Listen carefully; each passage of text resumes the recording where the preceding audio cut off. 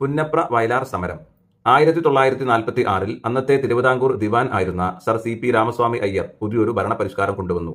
അതായത് തിരുവിതാംകൂർ ഇന്ത്യയിൽ ലയിക്കാതെ ഒരു സ്വതന്ത്ര രാജ്യമായി തന്നെ നിലനിൽക്കുക എന്നതായിരുന്നു ആ തീരുമാനം.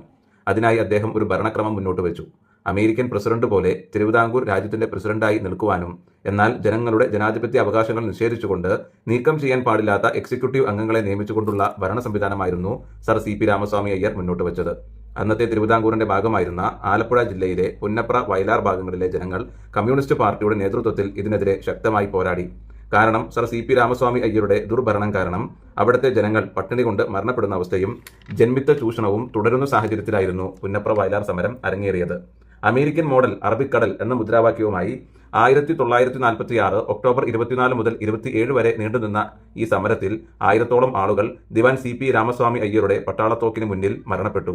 ഈ പുന്നപ്ര വയലാർ സമരത്തിന് നേതൃത്വം കൊടുത്തത് വയലാർ സ്റ്റാലിൻ എന്നറിയപ്പെട്ട CK കുമാരപ്പണിക്കർ ആയിരുന്നു. ഈ സമരത്തിലൂടെ ദിവാൻ സർ CP രാമസ്വാമി അയ്യരുടെ തിരുവിതാംകൂർ ഭരണം അവസാനിക്കുകയും 1948 മാർച്ച് 24-ന് തിരുവിതാംകൂറിൽ പട്ടം A താണുപിള്ള പ്രധാനമന്ത്രിയായി ചുമതലയേറ്റുകൊണ്ട് പുതിയൊരു മന്ത്രിസഭയ്ക്ക് രൂപം കൊടുക്കുകയും ചെയ്തു. പുന്നപ്ര വയലാർ സമരത്തിൽ പങ്കെടുത്ത കേരള മുഖ്യമന്ത്രിയാകുന്നു VS അച്യുതാനന്ദൻ. എന്താണ് കൊച്ചി രാജ്യ പ്രജാമണ്ഡലം?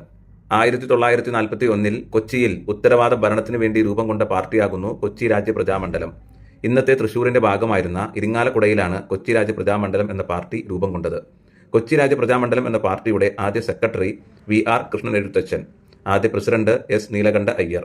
കൊച്ചി രാജ്യ പ്രജാമണ്ഡലത്തിന്റെ ഫലമായി 1947 ഓഗസ്റ്റ് 14-ന് കൊച്ചിയിൽ ജനാധിപത്യ സർക്കാർ രൂപം കൊണ്ടു. അങ്ങനെ പനമ്പള്ളി ഗോവിന്ദൻ മേനോൻ കൊച്ചി സർക്കാരിന്റെ ആദ്യ പ്രധാനമന്ത്രിയായി.